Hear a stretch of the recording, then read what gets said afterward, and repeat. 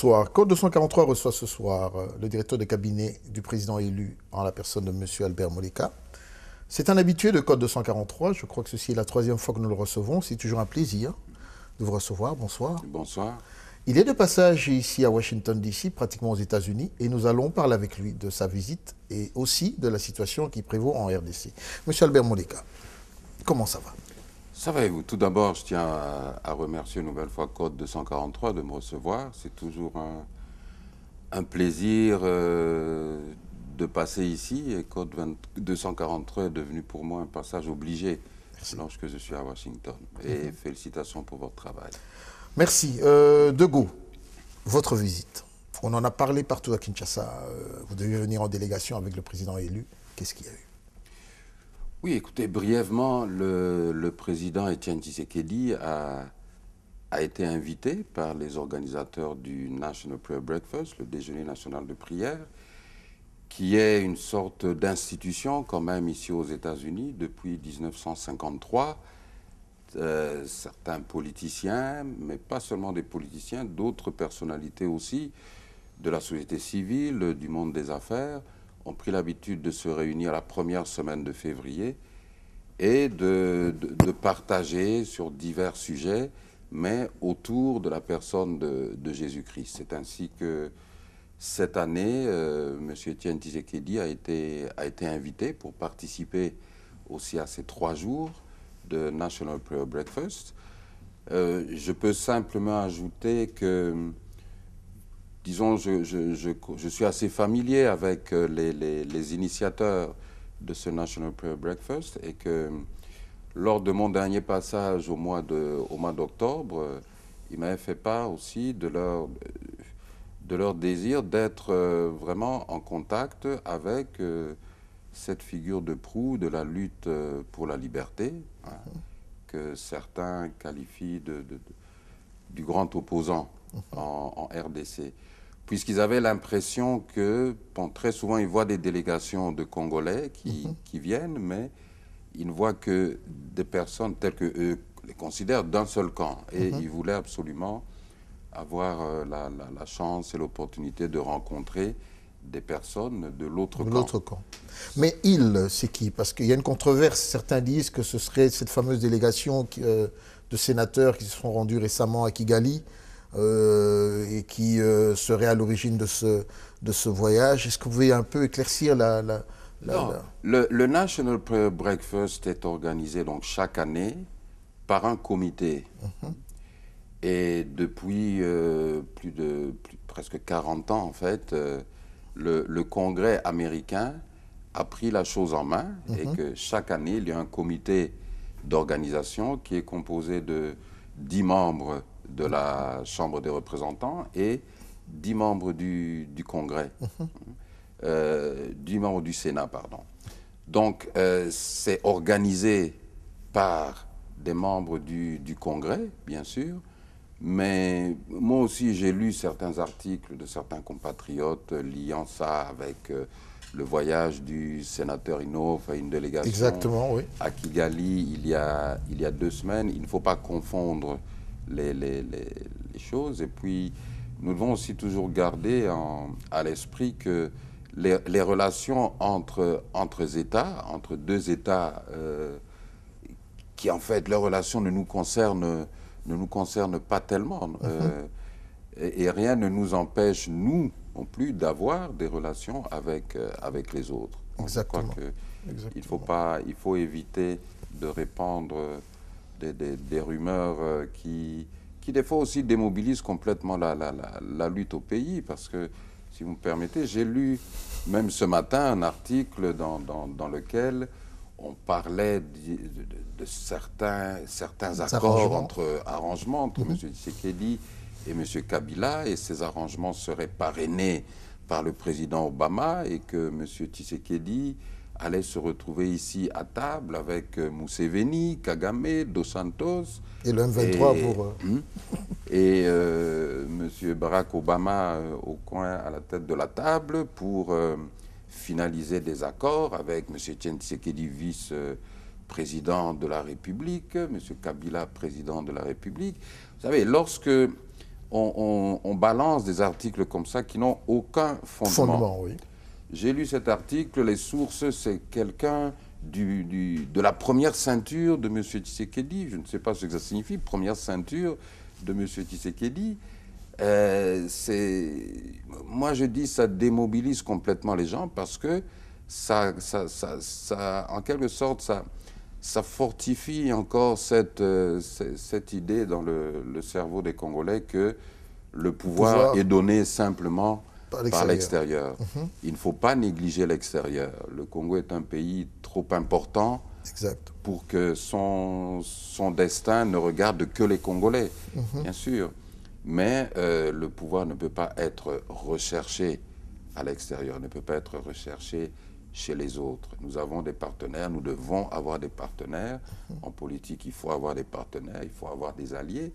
Mais aller chercher le pouvoir à Washington ou à Paris, ce n'est pas recommandé. Et surtout, ça ne correspond pas à la personnalité d'Etienne Tshisekedi. Voilà, il vous l'a dit, ça ne correspond pas à la personnalité d'Etienne Tshisekedi. Donc, tous ceux qui ont véhiculé ces informations qui n'avaient aucun fondement, croyant que, bon, il y avait un setup, c'est-à-dire une mise en place, comme l'a si bien décrit le directeur de cabinet, ceci ne fait que partie d'un scénario qui pourrait vraiment intéresser tous ceux qui aiment bien le théâtre de chez nous. Nous revenons pour parler de l'opportunité. Nous avons fait une petite analyse, en fait, vu les 3 dernières années, qui venaient régulièrement à ces National Prayer Breakfast. Et il s'avère que le Gotha politique américain, il se retrouve. Le président actuel, tous les présidents, depuis 1959, comme l'avait dit, assistent à ces Prayer Breakfast. Et cette fois-ci encore, le président Obama était là, les anciens présidents aussi.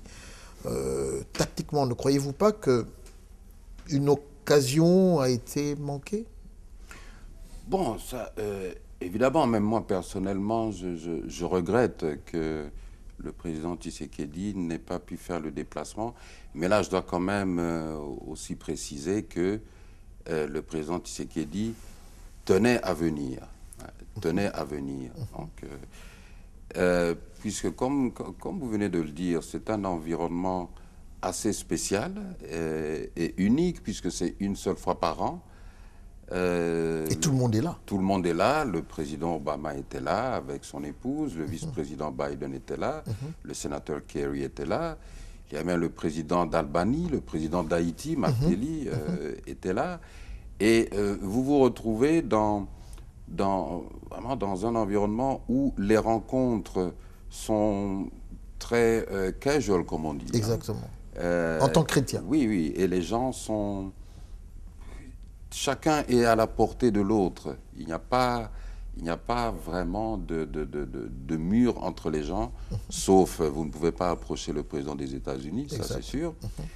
Et puis, en dehors même du cercle des politiciens importants, vous avez des hommes d'affaires très importants, vous avez des hommes d'église très importants et des représentants de la société civile américaine très, très importants.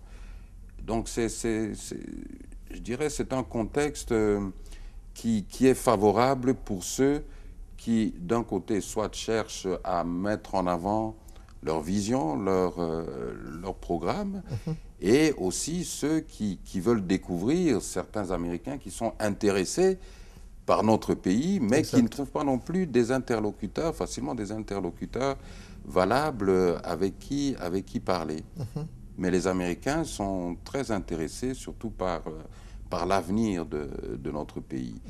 Et grâce aussi à la lutte menée par notre diaspora, que je salue, on sent que l'opinion américaine devient de mieux en mieux informée et de plus en plus consciente si vous voulez, de la responsabilité du gouvernement américain aussi par rapport à certaines situations dans les Grands Lacs et au Congo. Voilà, il vous a dit, si vous comprenez au travers les lignes, c'était un endroit, comme on dit en anglais, the place to be. Il y était pour représenter non pas simplement l'UDPS ni le président Etienne Tshisekedi, mais les Congolais en général. Nous allons un peu redescendre en RDC. 2013 a été une année de tout, je ne vais pas dire de tous les dangers, mais il y a eu quand même certains grands accords. qui, depuis la non-reconnaissance de la victoire de M. Étienne Tshisekedi, nous voyons que la politique en RDC stagne. Le pouvoir essaye par des subterfuges à s'asseoir, mais ceux-là, ils ne parviennent pas à leur objectif. À ce jour, nous sommes en février 2014. Vous, en tant que directeur de cabinet, en tant que responsable UDPS, comment voyez-vous? Quelles solutions préconisez-vous? D'abord, bon, moi je ne pense pas que la situation stagne. Je pense que la situation s'empire. La situation au niveau humanitaire, au niveau sécuritaire et au niveau politique. Bon, au niveau humanitaire, bon, point n'est besoin de revenir sur toutes ces catastrophes humanitaires que nous vivons, non plus seulement au nord Kivu, sud Kivu, Ituri, mais aussi au nord Katanga. Au niveau sécuritaire proprement dit,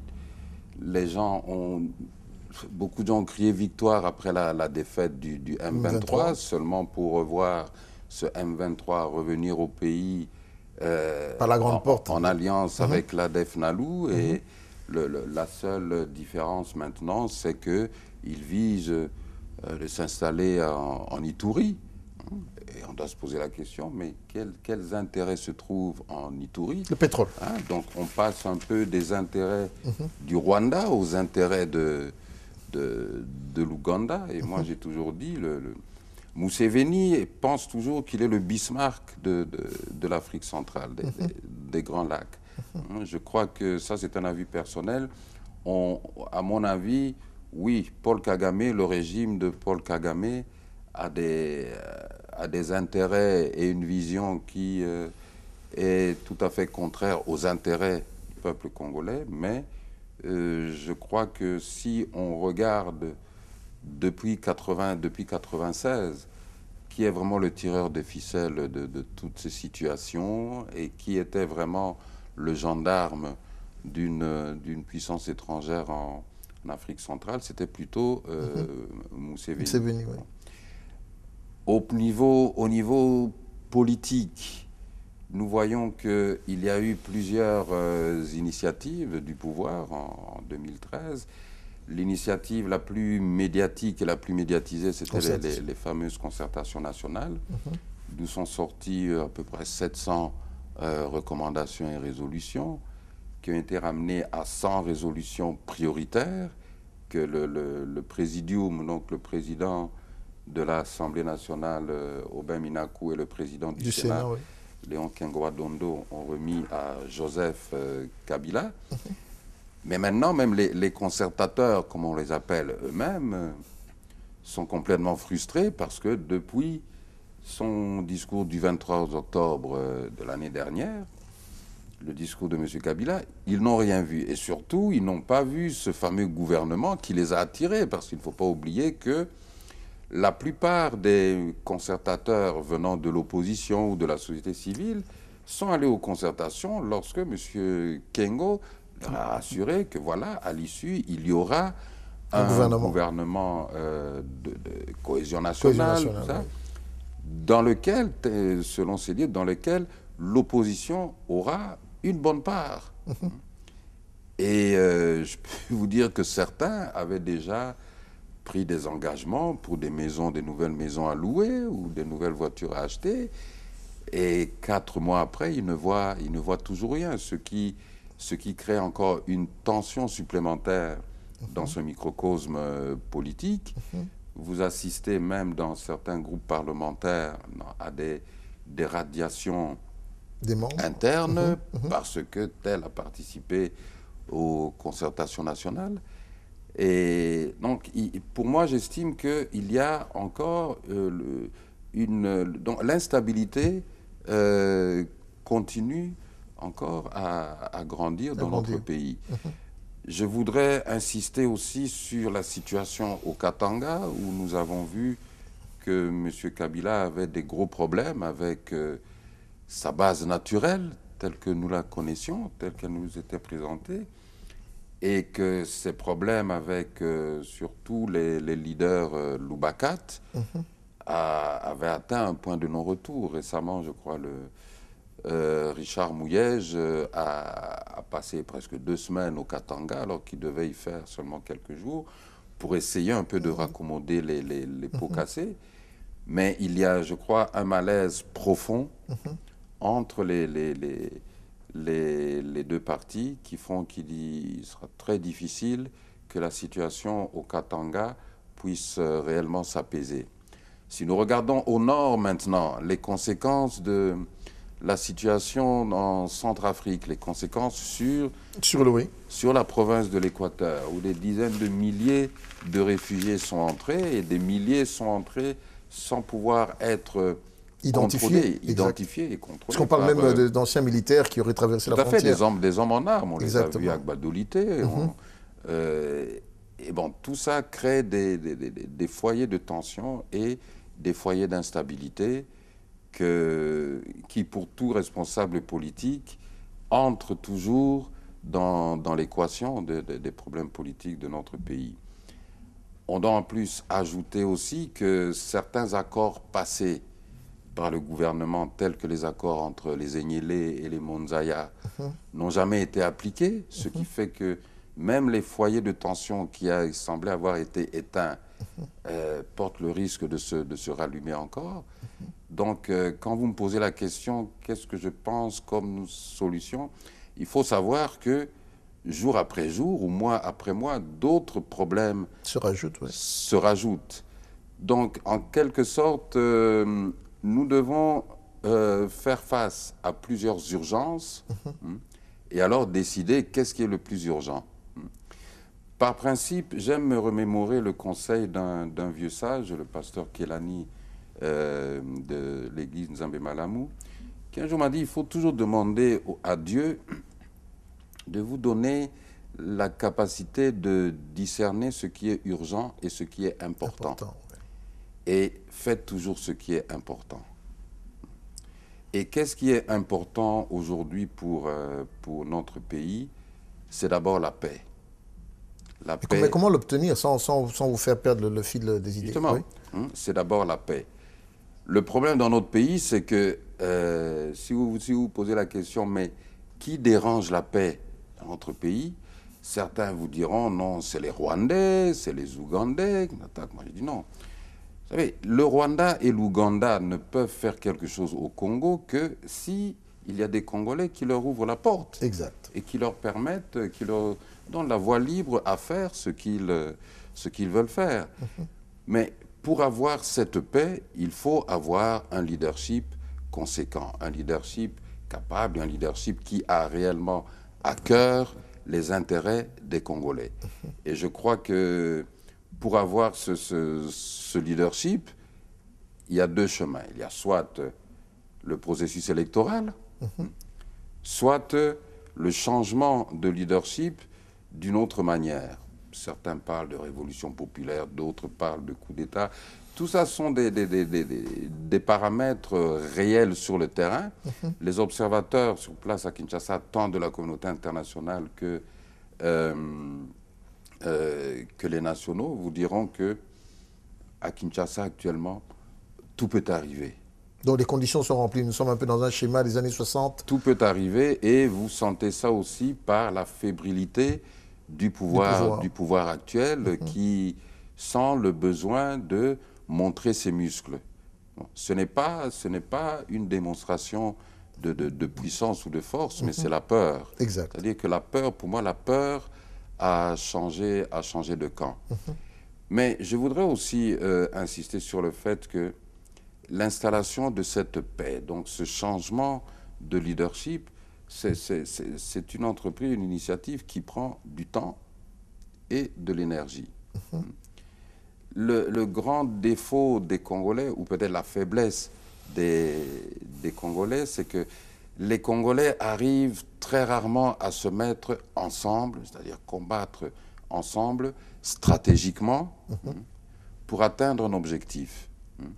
Les Congolais pensent très souvent que si nous sommes différents au niveau, je sais pas, je ne vais même pas parler de doctrine, puisqu'en politique dans notre pays, nous n'en sommes pas encore à des véritables philosophies, différences. Mais les Congolais pensent souvent que si moi je m'allie avec Abraham Lwakabwanga, qui n'est pas de mon parti politique ou quoi, après il va me rouler. Quoi. Mais moi je dis non, si Abraham arrive à te rouler, c'est peut-être parce que toi-même tu n'étais pas prêt ou tu n'étais pas assez enraciné dans tes convictions ou dans tes stratégies. Mais lorsque je regarde les meilleures actions, les actions les plus efficaces, que ce soit au niveau de la diaspora ou à l'intérieur du pays, ça a toujours été les actions où les Congolais se sont mis ensemble. Exact. Même ponctuellement, pour atteindre un objectif précis, c'est la meilleure stratégie. Je pense qu'il sera toujours très difficile pour un seul groupe ou un seul parti politique ou un seul individu lui-même de remporter la bataille au Congo. Voilà, pour ceux qui nous rejoignent, code 243, nous recevons le directeur de cabinet du président élu, M. Albert Moleka. Troisième visite sur nos plateaux, c'est toujours un plaisir. Nous avions participé récemment à une réunion au niveau du département d'État et l'un des responsables, j'étais son nom parce que nous étions off-record, comme on dit, donc on ne pouvait pas citer, parle de plus en plus en fait d'un dialogue. Parce qu'on se rend compte que l'accord cadre d'Addis Abeba, plusieurs de ces résolutions-là n'ont pas été mises en pratique et surtout qu'il n'a pas été inclusif. Pas l'accord cadre, mais en fait les concertations nationales, pour lesquelles d'ailleurs l'UDPS a refusé, pour des raisons qui sont bien évidentes, de ne pas participer. Aujourd'hui, si Mary Robinson, suite à ce qui se voit sur le terrain, convoque une réunion, est-ce que l'UDPS va pouvoir y rentrer? Écoutez, je saisis cette occasion pour rappeler un peu à nos téléspectateurs que le 9 décembre, après la publication des résultats par le pasteur Ngoï Mulunda, Étienne Tshisekedi, dans sa première déclaration, lorsqu'il a bien sûr rejeté ces résultats, il a remercié la population congolaise de l'avoir élu. Il a appelé au calme en attendant le mot d'ordre et il a lancé un appel à la communauté internationale pour venir aider à trouver une solution.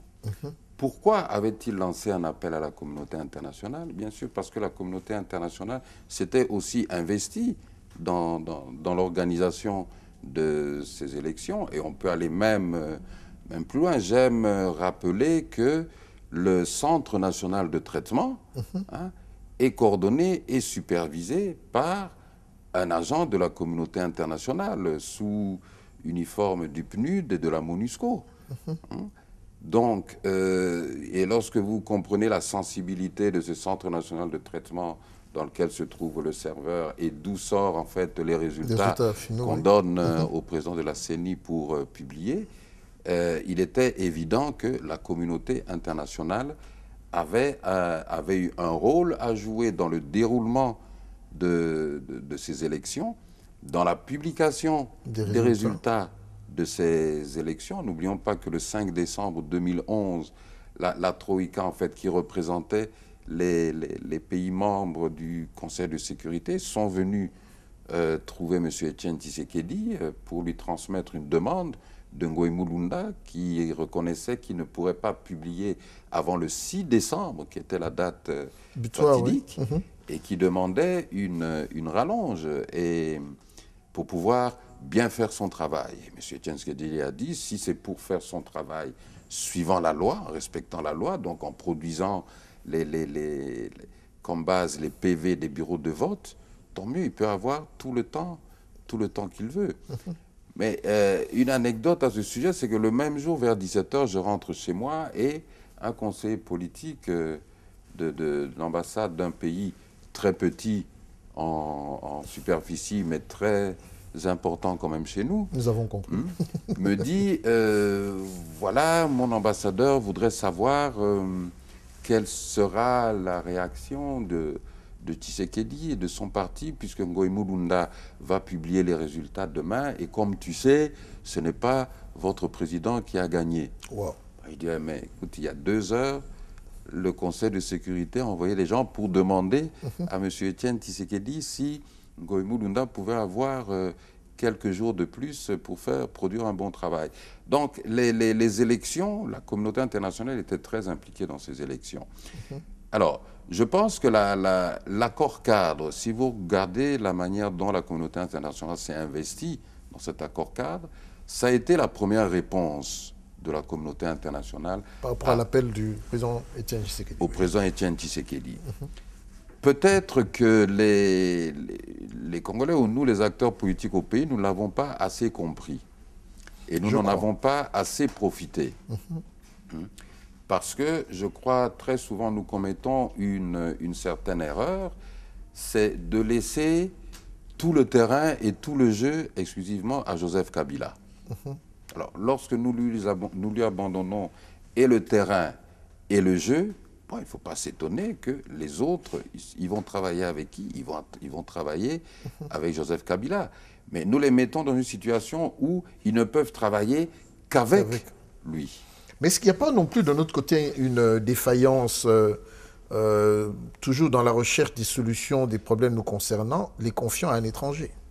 On a souvent tendance ici à voir que les Congolais ne savent pas, comme vous l'avez si bien relevé, s'asseoir pour prendre leur destinée en main. Il faudrait toujours qu'il y ait une tierce personne qui vienne. Si ce n'est pas un président étranger qu'on aime bien consulter, le cas de, j'ai vu pas mal de vos confrères traverser, aller rencontrer le président Denis Sassou Nguesso, pour ne pas citer que celui-là, tout en oubliant les paroles fortes du président Ouadé, de dire que la communauté, en fait, les politiciens congolais sont encore immatures. Et bien plus grave encore, je crois que c'est une ministre sud-africaine qui a dit que nous sommes en train de babysit, c'est le terme, Ah oui. nous sommes en train de babysit les politiciens congolais. Par rapport à toutes ces déclarations fortes, ne croyez-vous pas qu'il serait grand temps aujourd'hui qu'on se regarde en face pour se dire, écoutez, mes frères et sœurs, asseyons-nous, voilà le problème, on n'a pas besoin que X, Y vienne nous dire ce que nous devrions faire, on n'a pas besoin d'aller à l'extérieur, on peut s'asseoir et trouver les solutions. Parce qu'on est en train de tourner en rond et de, comme vous l'avez si bien dit,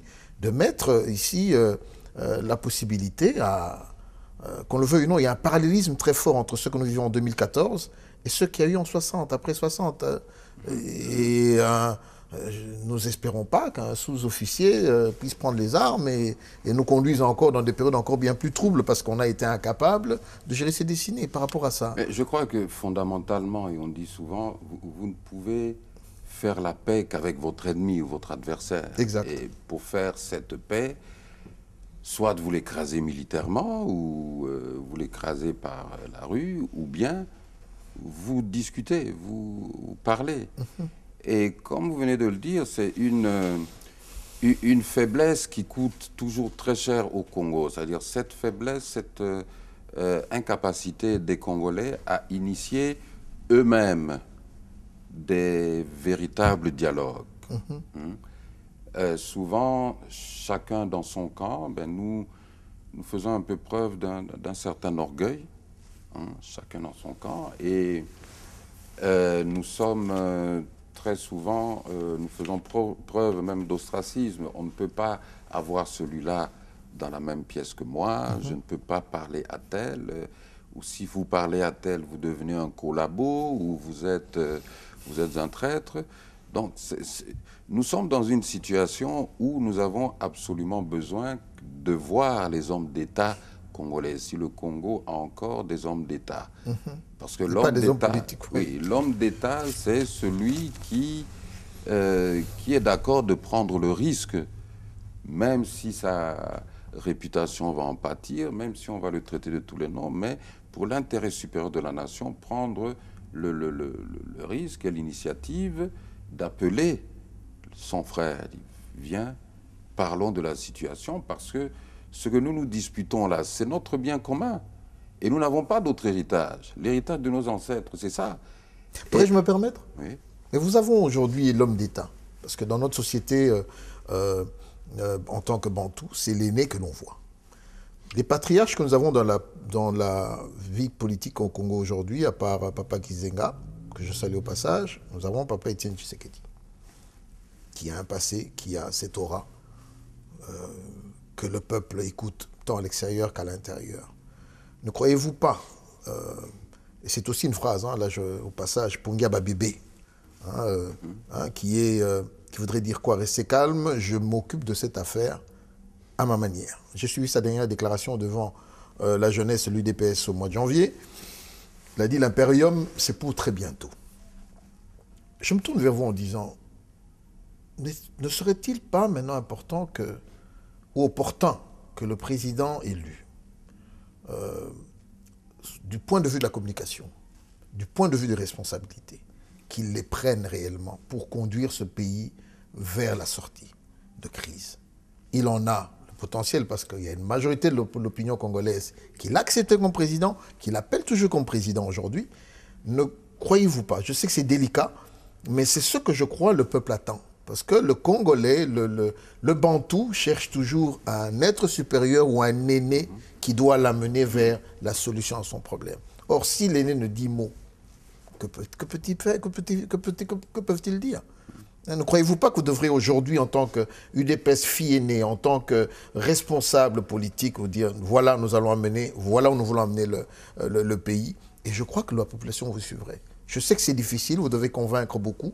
Code 243, nous avons peut-être fait cette réflexion dans notre rédaction pour nous dire, mais écoutez, il serait peut-être grand temps qu'on soit plus responsable.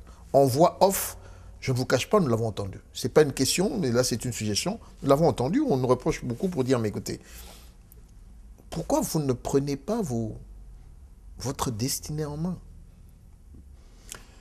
Écoutez, je crois que c'est une initiative qui serait, ça c'est mon avis personnel, qui serait positive et qui serait à l'avantage de tous les Congolais. Parce que je crois le problème des fois qui nous bloque, c'est que très souvent, nous voulons travailler pour tous les Congolais, pour le Congo, mais en fait, nous continuons à défendre le point de vue d'un camp seulement. Or, l'avenir, c'est pour tout le Congo, les Congolais.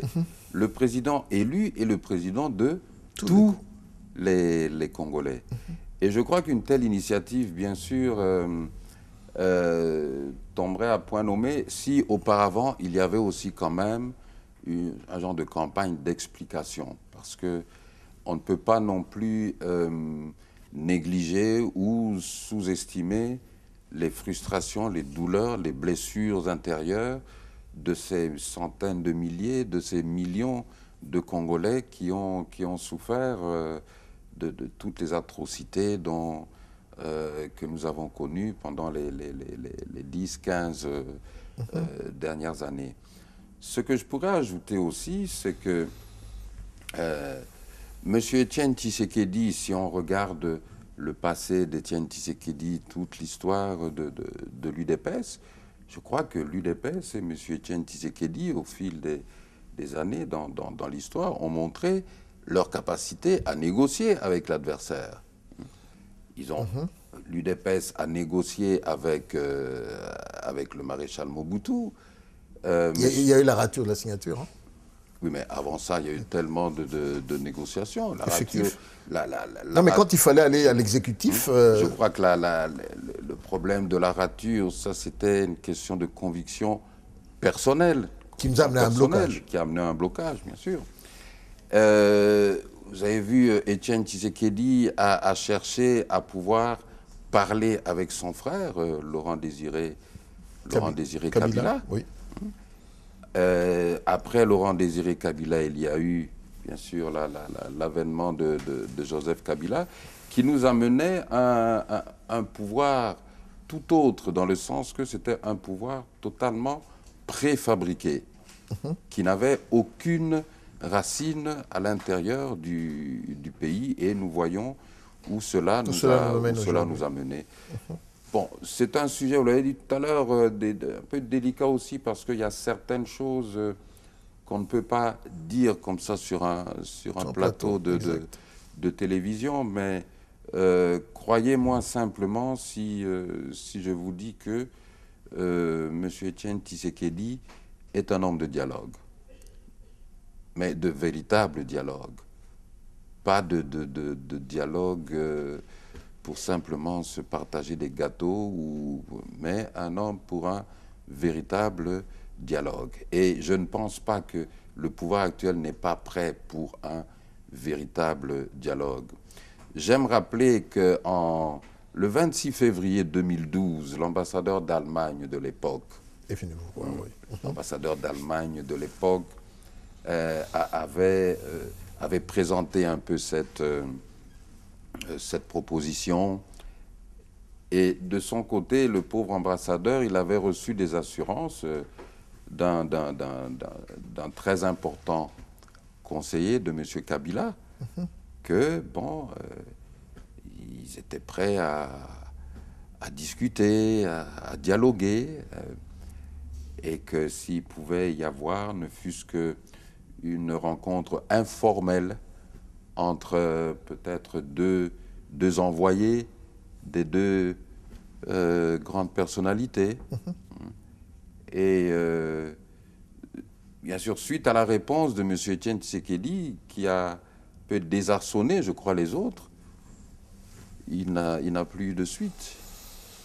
Comme vous le dites, parce que nous, pour ceux qui suivent attentivement la politique en RDC, M. Mougalou, ou l'abbé Mougalou, je crois, pasteur Mougalou. Pasteur est venu 2-3 fois à l'Imété. Non, il est venu une fois. Une fois. Bon. Il a été reçu une fois. Il a été reçu une fois. Bon, je suppose qu'il n'est plus jamais revenu. Il a dû avoir une bonne réponse Non. Ou n'a pas rencontré... Le pasteur Mougalou a été reçu le 10 octobre 2013 à sa demande. Par après, il a formulé, à ma connaissance, 2 autres demandes officielles et qui n'ont pas encore eu de réponse favorable. Diplomatiquement, ceux qui nous suivent peuvent comprendre. Donc, si je comprends bien, l'UDPS, vous n'avez pas répondu à la question, mais vous avez donné vos explications. S'il y a un dialogue, ce serait à voir dans quelles conditions cela devrait être fait. Nous nous approchons de 2016. Mais si je peux simplement dire que, bon, le pasteur Mougalou a été reçu, comme je l'ai dit, le 10 octobre, et je crois que si Etienne Tshisekedi a reçu le pasteur Mougalou, ça veut quand même dire, ne fût-ce qu'un peu, qu'il a accepté d'écouter ce que M. Kabila avait à lui dire.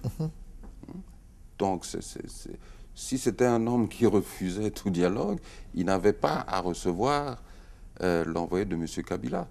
Beaucoup disent, vous savez, le Congo est un pays de beaucoup de rumeurs, que la proposition était celle soit d'être un vice-président ou de prendre la primature.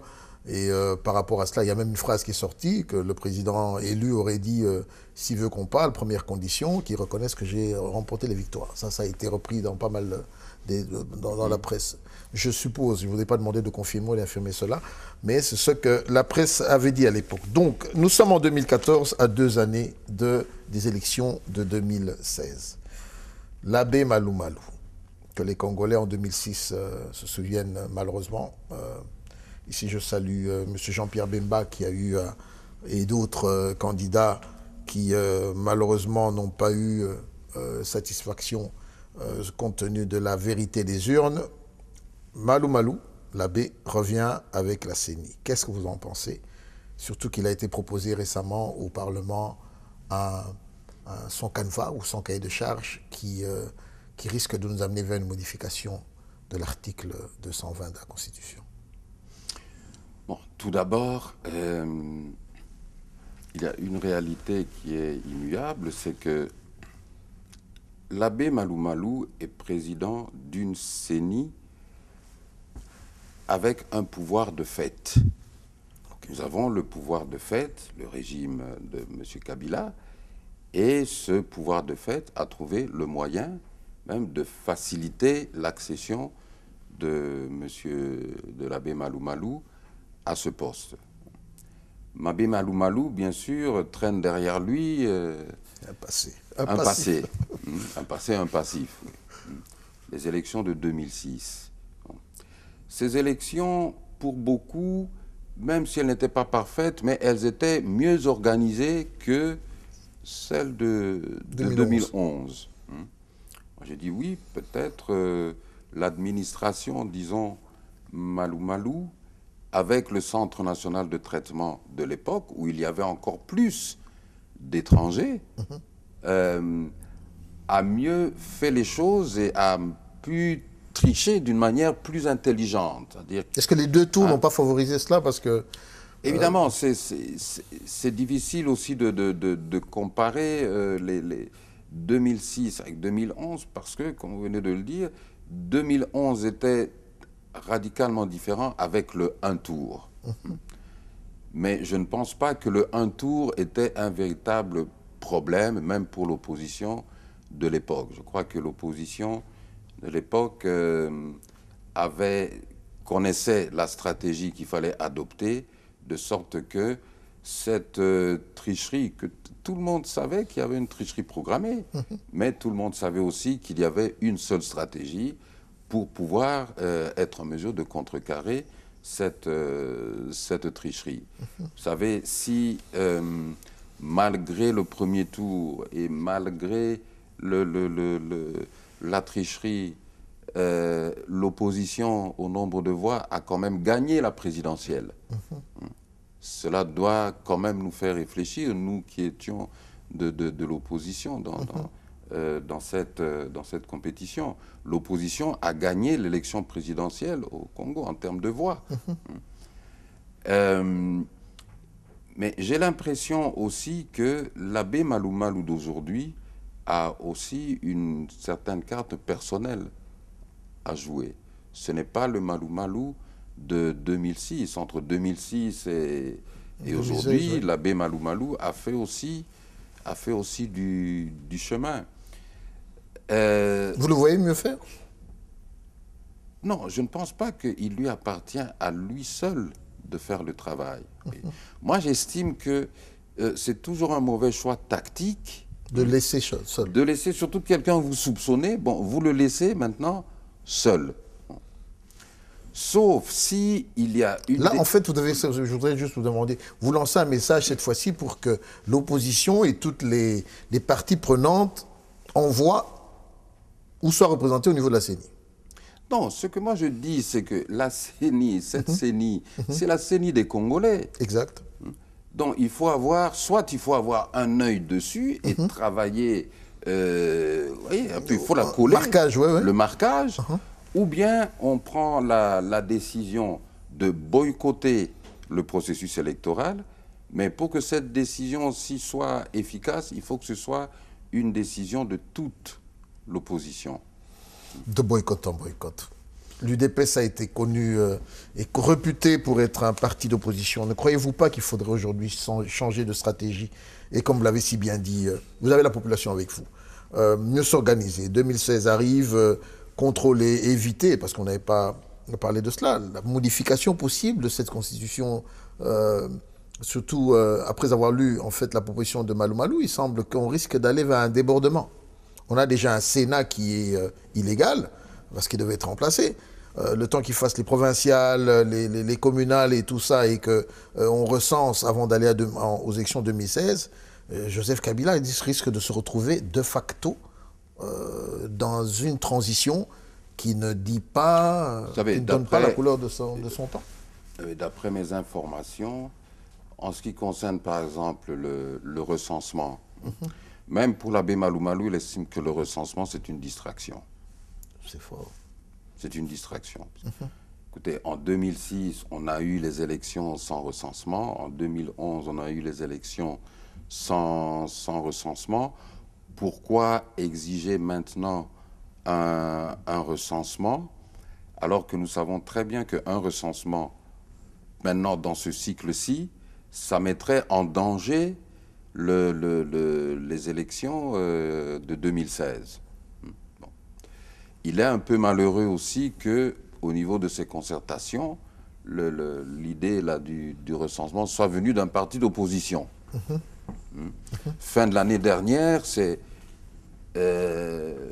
Madame Jeannette Kabila qui avait remis un peu à la page la nécessité d'un recensement, mais dans les concertations, c'est un parti de l'opposition qui est venu avec cette initiative. Bon. Le recensement, tout le monde est d'accord pour dire que si un pays a un recensement bien fait, ça lui permet d'avoir peut-être une liste électorale plus fiable, tout ça. Bon. Et le recensement, c'était aussi un des préalables à l'issue des accords de Sun City, tout comme l'armée républicaine et tout ça. Et on devait faire ce recensement avant de faire les toutes premières élections de 2006. Mais maintenant, lorsqu'on regarde toutes les urgences et tout ce qui est important, est-ce que le recensement aujourd'hui, est-ce urgent ou est-ce important? Moi, j'estime que ce qui est important aujourd'hui, c'est de faire en sorte que les Congolais se décident. Est-ce que nous continuons avec ce processus électoral ou bien nous sommes totalement divisés sur le principe même de la continuation du processus électoral. Nous voyons par exemple que l'abbé Malou Malou, il est plus favorable à l'organisation des élections locales, urbaines, municipales, tandis qu'au niveau de l'opposition dans ce Parlement, la plupart sont plutôt favorables à des élections provinciales, de sorte à régler le problème de l'illégitimité en termes de mandat, non seulement du Sénat, mais des gouverneurs et de toutes ces assemblées provinciales.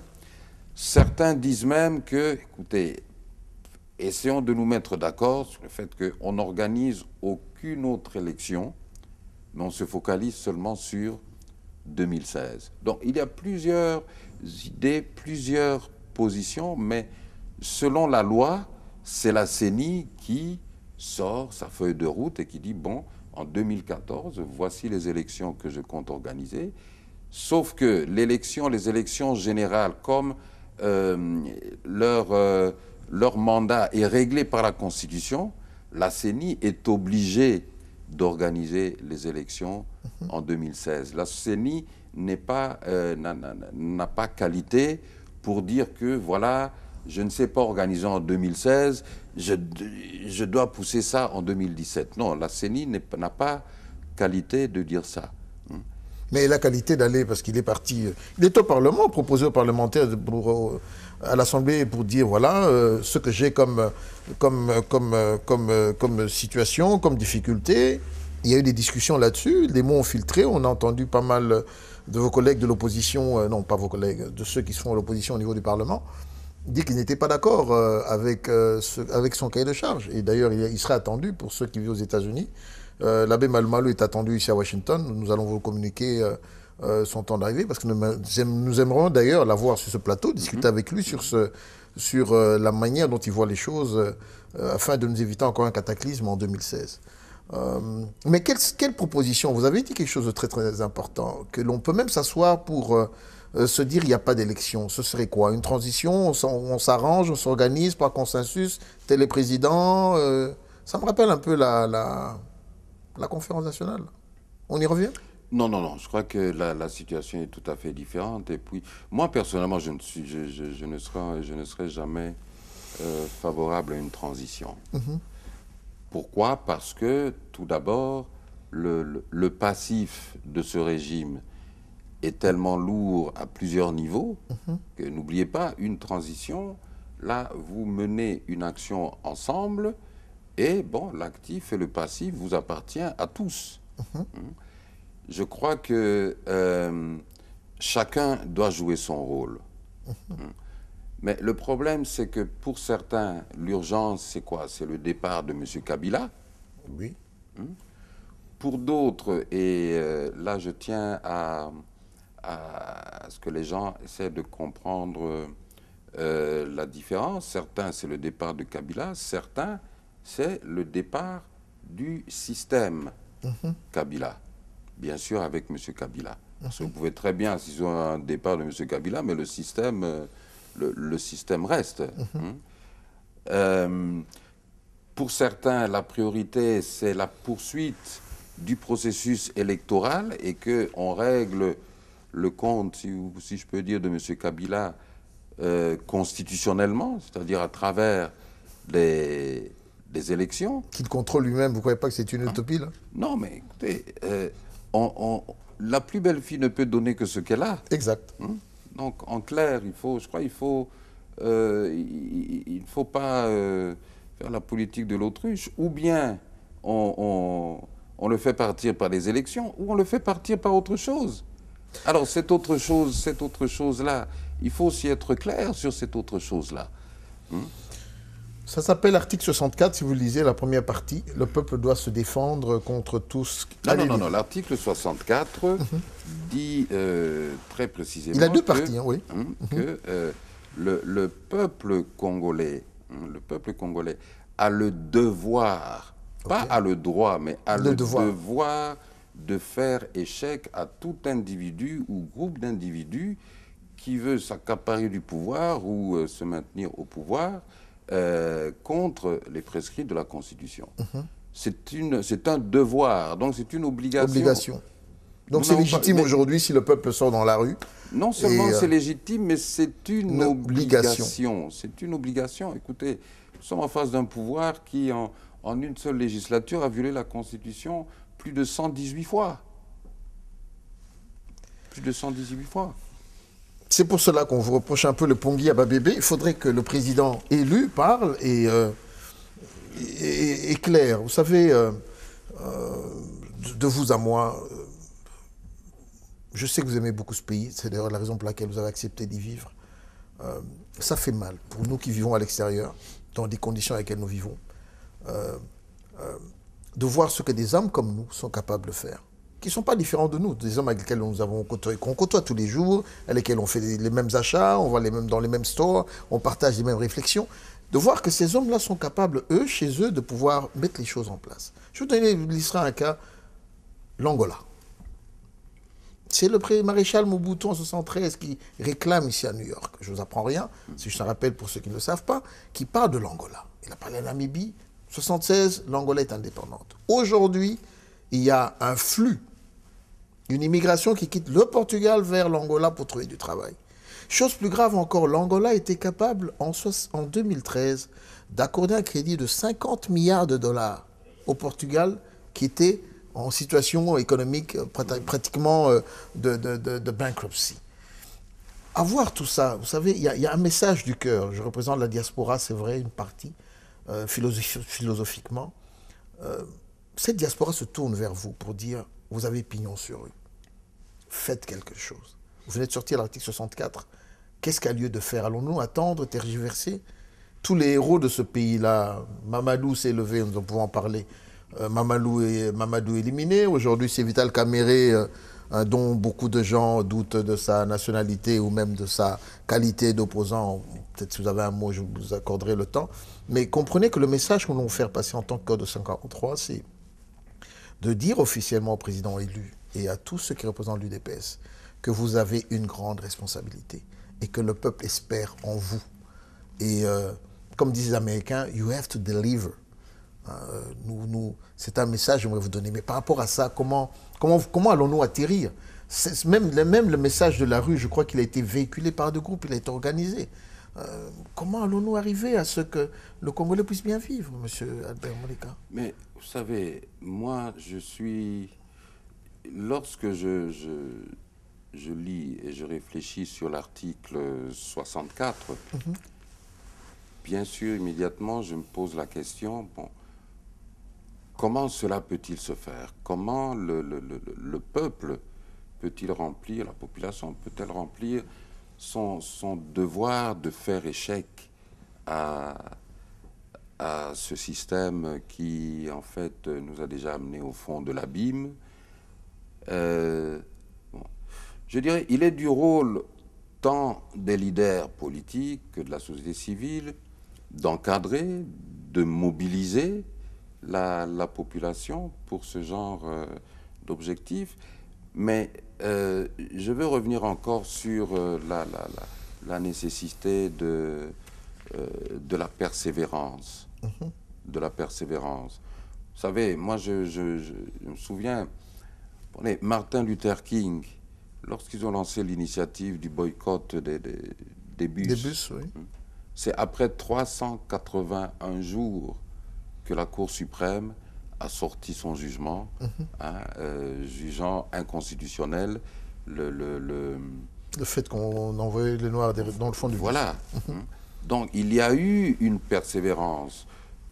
Si on regarde 380 jours, je suis sûr que après 3 mois, 6 mois, certains étaient fatigués oui, de ou marcher à étaient découragés parce que vous ne preniez pas le bus, vos enfants ne prenaient pas le bus pour aller à l'école et tout ça. Et ils ne voyaient rien. Mais ils ont persévéré jusqu'au 381e jour. Il n'y a pas seulement, je dirais, au sein de la population, il y a aussi des leaders qui sont en train d'éclore jour après jour. Il y a des initiatives qui se prennent. Il faut dire que la communication aussi n'est pas facile. Il n'est pas facile au Congo de rendre public certaines choses. Vous ne verrez pas la réaction des gens de Bukavu lorsqu'ils caillassent le cortège de M. Kabila. Exact. Hein, vous ne verrez jamais ça à la télévision. Donc, je suis convaincu qu'il y a des choses qui se font, qui ne se voient pas encore, mais qui se verront. Je ne dis pas je suis contre le Pongi Ababébé. Le Pongi Ababébé, je crois que ça a été une désinformation du pouvoir, puisque le Pongi Ababébé, c'était le 6 novembre 2011. Ce n'était pas le 9 décembre 2011. La preuve, c'est que le 20 janvier 2012, lors de la dernière conférence de presse d'Etienne Tshisekedi à ce jour, mais il a dit Bokangelangaye, ficelé, ligoté, amenez-le-moi. Ben, quel mot d'ordre plus clair voulez-vous avoir? Alors, lorsqu'après, Etienne Tshisekedi dit aux gens, bon, laissez-moi l'impérium ou quoi, Ngamoko Nayebi, mais moi, je prends aussi une autre signification à ça, mais il a déjà lancé le mot d'ordre le plus clair. On ne peut pas dire un mot d'ordre plus clair que ça. Exact. Bon, nobody delivered. Maintenant, bon, lui aussi peut dire, bon, non, je dois faire les choses seul. Voilà, vous l'avez entendu. Ne polémiquons plus concernant Pongi Ababébé, c'était clair. Le message était Kangaye Singa Namakolo Yakanaye. Donc nous attendons, c'est ce qui a été dit, que ceux qui ont cette mission-là ou qui devraient le faire parce qu'ils ont cette pensée fassent leur devoir selon l'article 64. Les 5 dernières minutes, je voudrais un petit mot. On a suivi ce dimanche, et je sais que vous êtes au courant, Vital Kamerhe, empêché, ceci, cela. Est-il crédible? Parce qu'on a un problème dans cette diaspora. Vital Kamerhe parle très bien, tout ça. On ne l'a pas vu souvent à l'imiter. Je crois même récemment, vous l'aurez refusé la visite. Non, pas moi. Non, quand je dis vous êtes directeur de cabinet. Non, je n'ai pas connaissance récemment que Vital ait voulu... En fait, dans la presse, nous avions lu qu'il y a peut-être un mois, il aurait fait une demande pour être reçu et cette demande a été rejetée. Et qu'on l'aurait fait attendre pendant toute la journée. Le président ne l'avait pas reçu, peut-être qu'il était alité. Mais voilà, il y a une saga, Vital Kamerhe. C'est vrai, vous êtes, je voudrais, Wivine est votre sœur, je ne voudrais pas qu'on rentre dans ce domaine-là, c'est juste pour dire quel est votre avis par rapport aux actions du gouvernement. Bon, tout d'abord, on dit très bien, Wivine Moleka, c'est ma sœur, et je crois qu'il est clair, lorsque vous regardez cette affaire, il est clair qu'en ce qui la concerne, elle s'était déjà désistée cette affaire. Je crois que les documents étaient publiés, tout ça. Il restait simplement que, je crois, Vital Kamerhe passe dans les médias où il avait diffamé, ainsi que qu'il écrive les lettres là où il avait envoyé aussi des lettres dans lesquelles il diffamait Wivine, et l'affaire était terminée. L'affaire à laquelle on insiste aujourd'hui, c'est une action du ministère public, donc de l'État, donc du gouvernement, et donc du régime. C'est une action du régime. Et pour moi, c'est une action qui démontre la peur du régime. De quoi le régime a-t-il peur? Le régime, je crois, à mon avis, a peur que des images de la manifestation de l'humeur réelle des populations du Nord et du Sud Kivu puissent apparaître sur les écrans. congolais et sur les écrans à l'extérieur. Je crois que c'est... Nous avons face à un régime dont les fondements, c'est le mensonge et la fraude. Le mensonge, on peut remonter à 96, souvenez-vous, rébellion de Banyamulenge, c'est la première fois que j'entendais ce nom dans mes oreilles. Puis tout d'un coup, on nous sort un visage bantou. Genre, ah, voilà le chef de la rébellion des Banyamulenge.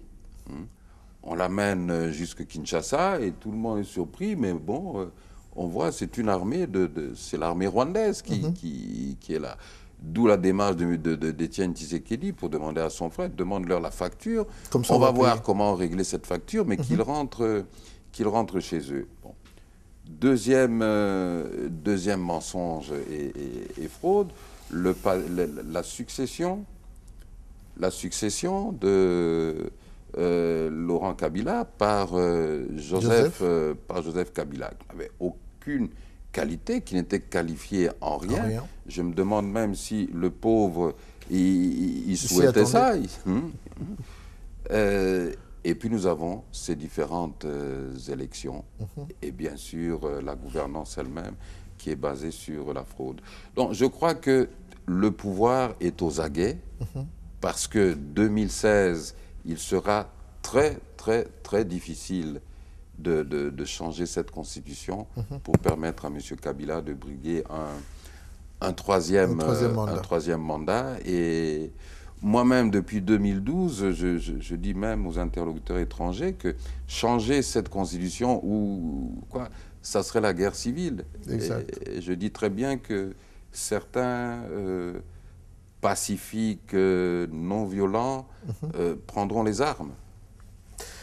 Voilà, nous allons terminer sur cette note-là. Nos chers amis de la diaspora, nous avons reçu ce soir le directeur de cabinet, M. Albert Moleka, qui est pour nous un expert et pour nous un homme d'État.